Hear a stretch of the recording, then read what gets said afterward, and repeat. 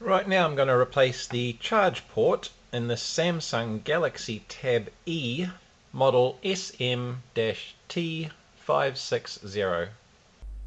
As you can see, it's fairly well mangled. There's that metal reinforcing that is normally shrouded in plastic that separates the contacts here, little metal fingers, the gold fingers, but they're all joined together, and yeah, that's a mess.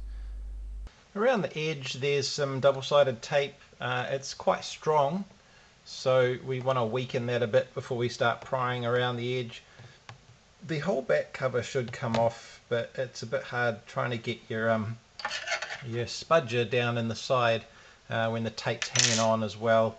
So I want to do everything we can to avoid cracking the top glass there. So hairdryer. Seems to work alright for me. Put it on the highest setting. It gives the most airflow to be able to keep everything at a good temperature once it gets up there. Now these are all plastic body, unlike the iPads being metal body. They tend to sink a lot of the heat away, so it takes a bit longer. A lot of airflow, and that's the key. I could use the hot air gun. I could use one of those, but don't quite get the airflow from it.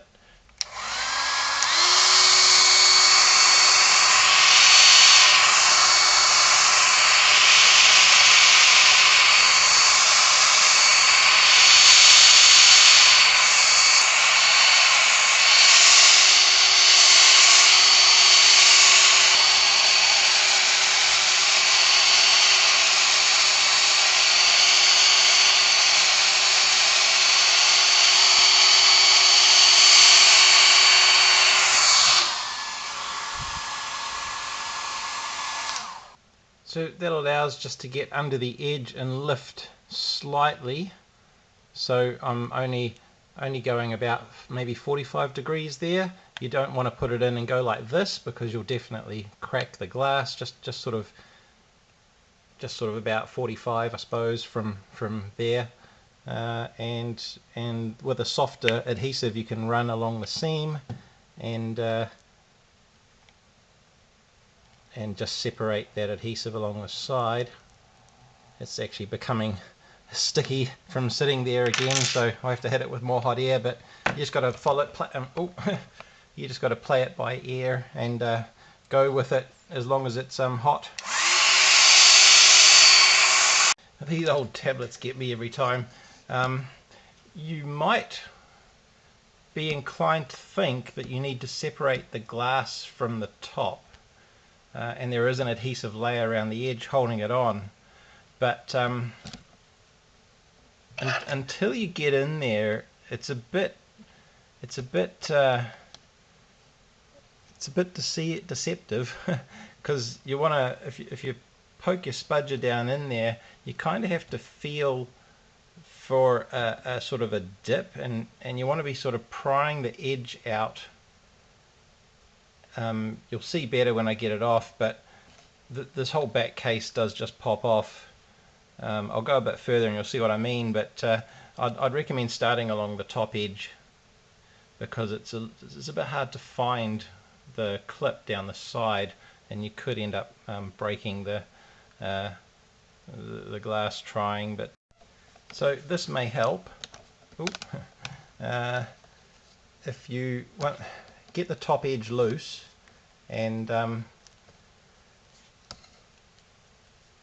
you don't want to be jamming your spudger in down here. You could damage the buttons, but if you put your finger sort of just below the buttons there on the back, so that it creates a point where it can sort of bend a bit, and hold that inwards, and grab this edge that you've released and push it out,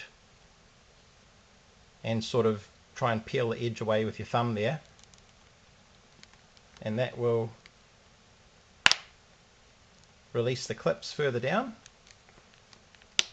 and then you can sort of, and you'll be able to pull away a bit more, and try that again, see if it works further down.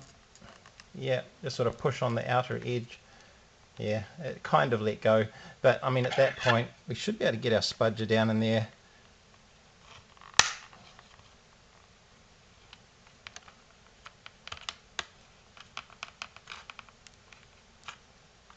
come around down the bottom.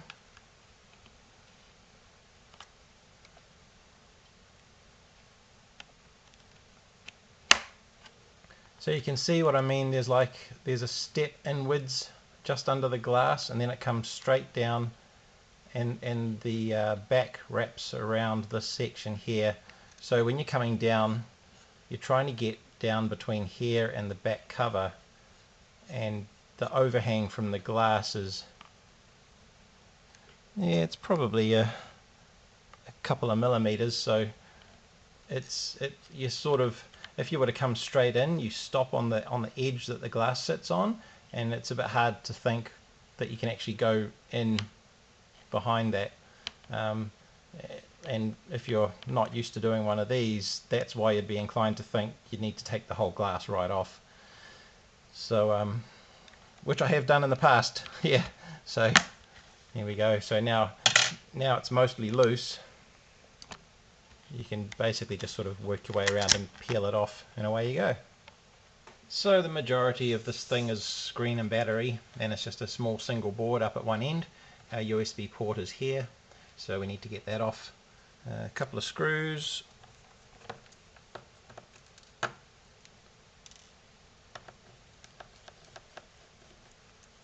couple of flex connectors for the screen, camera. I'm going to get them off, take the camera off.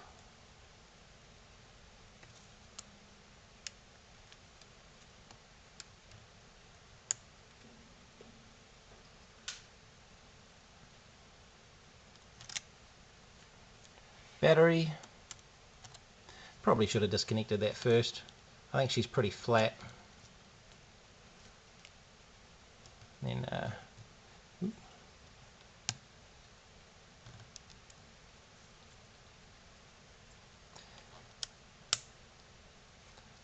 one more down here for, that's our microphone. Is it microphone? Yeah, looks like it. And then we have a board. Now I will also take out, which I just saw still attached, the camera here, because when we hit this thing with hot air, we don't want anything that may be sensitive to a lot of hot air to get in the flow. Risk if you melt the lens on one of those, there's no going back.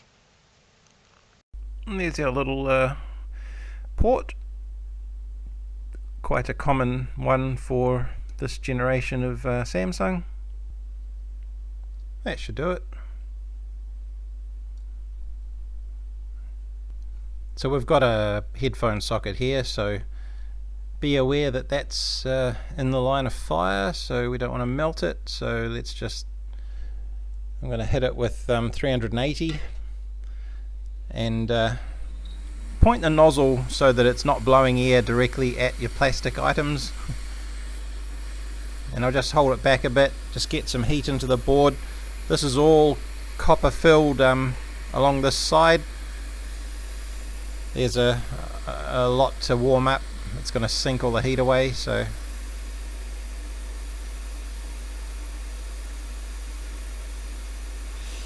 we're not worried about melting, of course, the old socket. The plastic in that, it's destroyed anyway.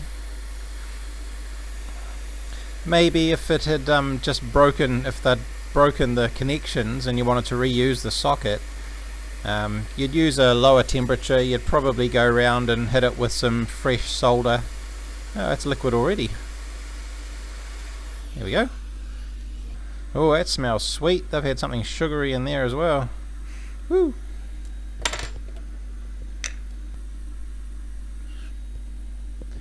Now you want to clean off the old solder. Oh, my iron is nowhere near hot enough. It's good to work with it after you've pulled the socket off, like right after, because there's a lot of heat in the board to assist your iron if you need it. But my iron is way too cold. It was down at 290.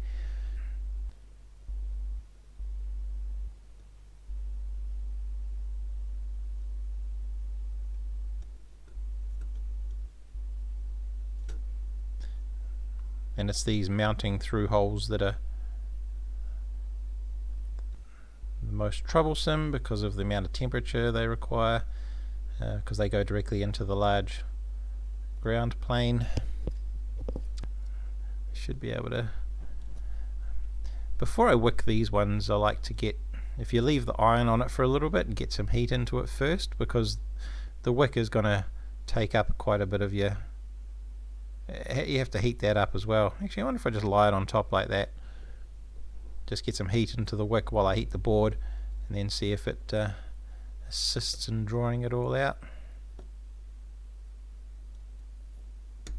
Here we go, it worked pretty well, except that bottom one needs a little bit more.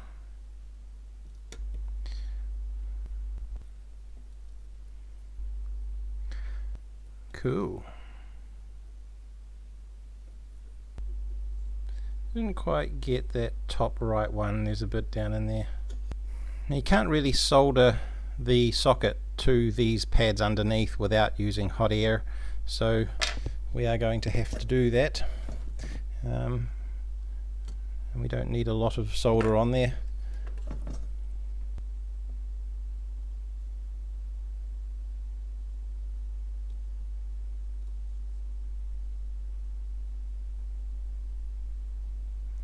It'll probably squeeze most of that out. It doesn't look like a lot, but you're only talking about filling the tiny gap in between.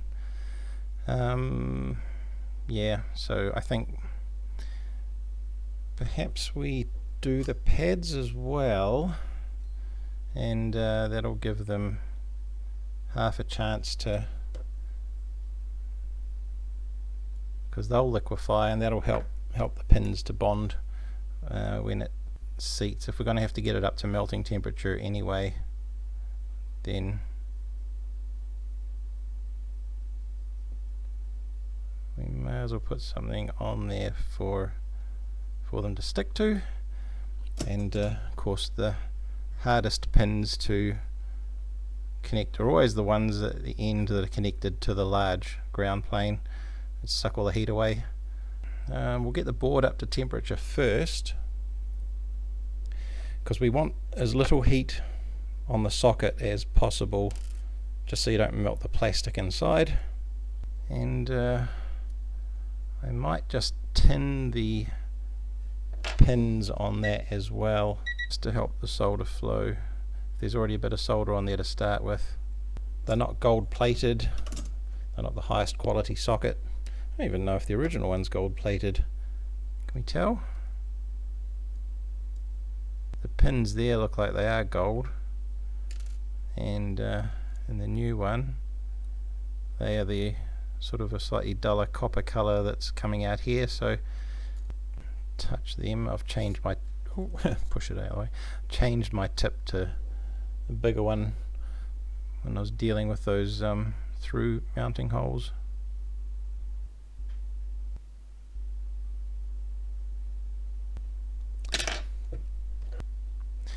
That'll give them a head start. I'm going to start at 320 and see how that goes.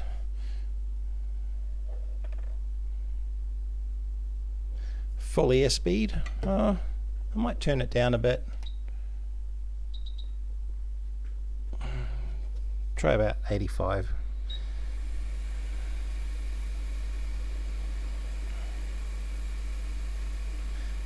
And you should see the solder change when it's liquid.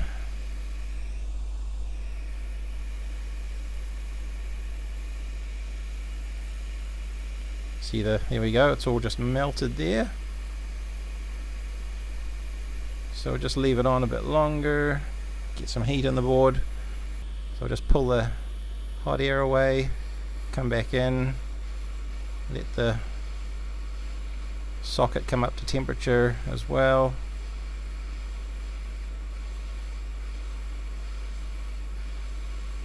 There we go.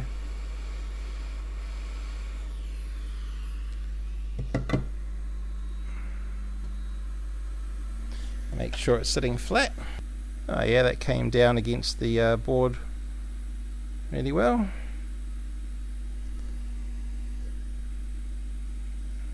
And we haven't destroyed the socket internally. I wouldn't trust those pins to be soldered on, even though we put plenty of solder on there. I like to see nicely reflowed around the pin, so we'll just add a bit of flux there. I'm probably going to have to change my tip back to a smaller one, but we'll see how it goes. The worst part about this is when you end up bridging pins together, but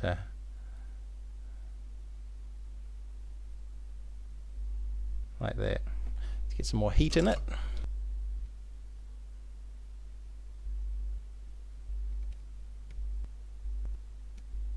Maybe I should get my skinnier tip.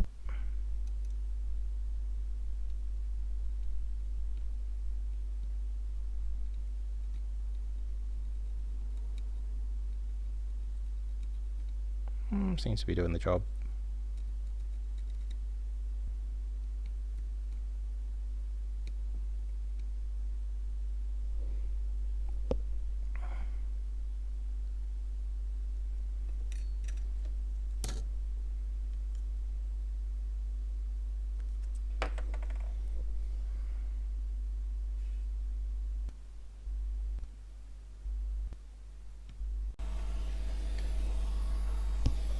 I'm going to hit it with a little hot air again just to warm up the board, and we don't really want to get to reflow and melt our connector, but we do want to just get some heat in the board to make it easier to solder the mounting holes. A bit of flux.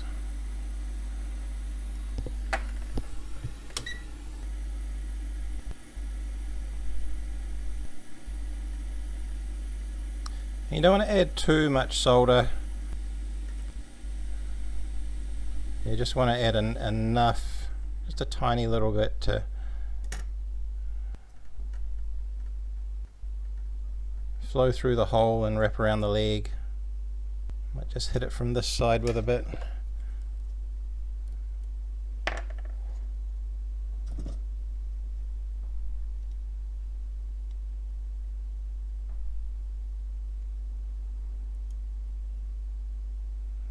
Go.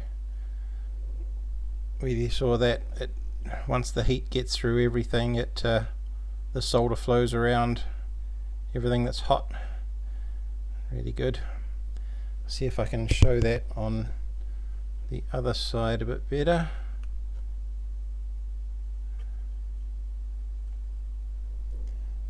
So we can see it's not quite wrapped around fully there. Let's put a little bit of flux on and apply some heat.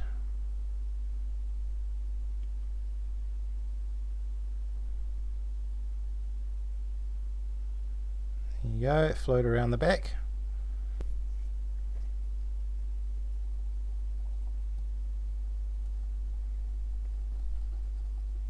I'm pretty happy with those. You can, if you like, go through with your tweezer and just give them a little bit of a nudge sideways and just make sure that they don't move. It proves that they're nicely bonded, but yeah, that's great.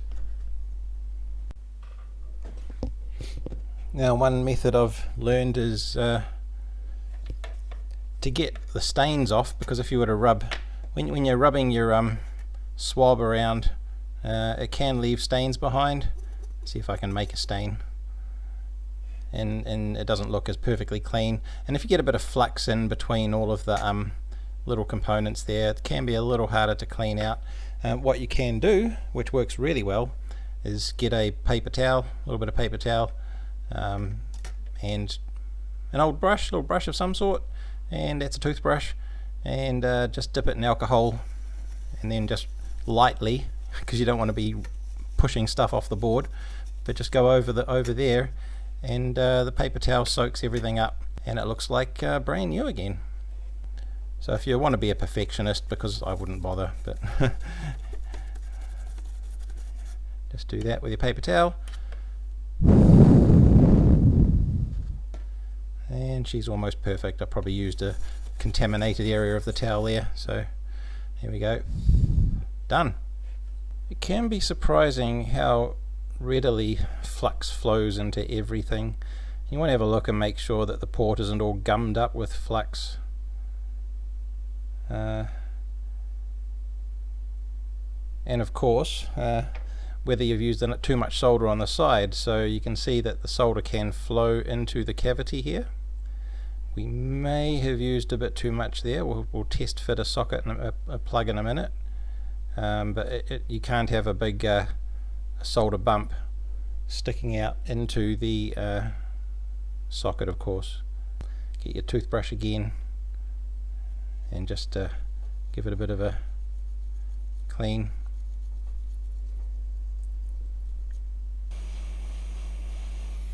A little bit of gentle hot air, see if that dries it out. That looks better. Alright, let's try a plug. That feels like it's going all the way in. I think it's only going to go up to about there. You can see where that line is, that's where the plastic molding is likely stopping. So you can go, there we go. That's a better indicator. Sometimes you can't, but the holes in the bottom, those little pins that stick up there, they are retaining, help keep everything in. And if they go up and they're locking over the hole there, just perfect. Have another quick look at that solder joint there. You can see it actually did get polished off by the connector going in. Alright, I'll clean that up off camera. Another thing you'll want to be careful about is how much solder is on the outer edge as well. So this one's okay, but if you have too much sticking out, around here, this won't fit back into the cavity in the case that it sits into, because the casing does come down rather close to the socket. So keep that in mind. You'll want to test fit it and make sure that when it's in the case that there's no gap. Oh, I'll show you.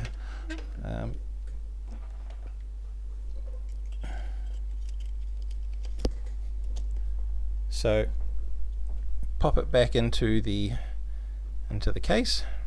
You can see it sits in a metal shield in this one. Some models don't have a metal shield around it, but it needs to go down like that. And when you just give it a little bit of pressure and hold it into place, there needs to be no gap around here, because if this is too padded out and it's holding it up off the board like that, when you tighten these screws down, you risk damaging the board or cracking it or whatever, and you may not realize, especially if it's only a small gap, but that could cause a problem over time. So make sure that there's no gaps before putting it all together. So I always check the battery to see what state of charge it's in, because it'll give me an idea as to what to expect. Units like this tend to sit unused until they find someone who can fix them, and the batteries can drop right off to fully shut down, and at that point you don't know what to expect when you plug it in. If you don't get a current draw, then you don't know, is your soldering good or have you done something wrong. But at the moment we're 2.6 volts, so that's almost, I think they shut off at about 2.5, so we're not going to see a huge current draw initially. It will want to trickle charge that up to closer to 3.8 before it kicks into a high charge, fast charge mode. So we'll see what happens.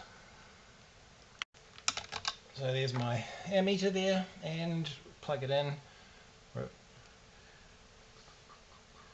And I haven't screwed it all down, of course. You just want to test it. Just plug the screen and the touch screen and the screen connector cables and the battery in for now. Probably don't need the touch screen.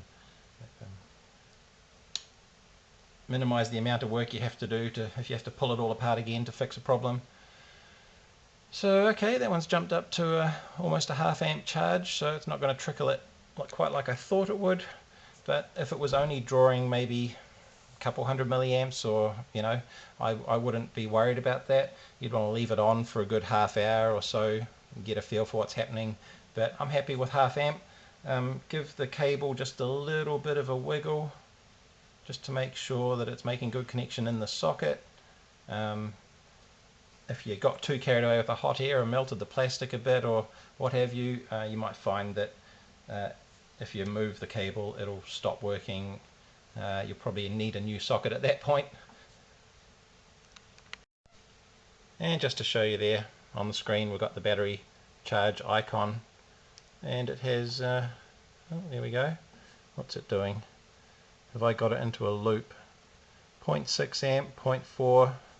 I think what's happening is it pops up on screen and then it tries to do something and it runs out of power, so it's just going to cycle over and over. Pretty sure that's quite normal given the low state of charge the battery's in. If this thing's trying to turn on or do something, it's going to drop the battery right off, and it's not going to be able to support itself. Well, I hope that was useful for you. Leave the back off until it's got enough charge in it to turn on, and then you can make sure the cameras work because you had them unplugged, stuff like that, and if all's happy, clip the back on and away you go. Thanks for watching.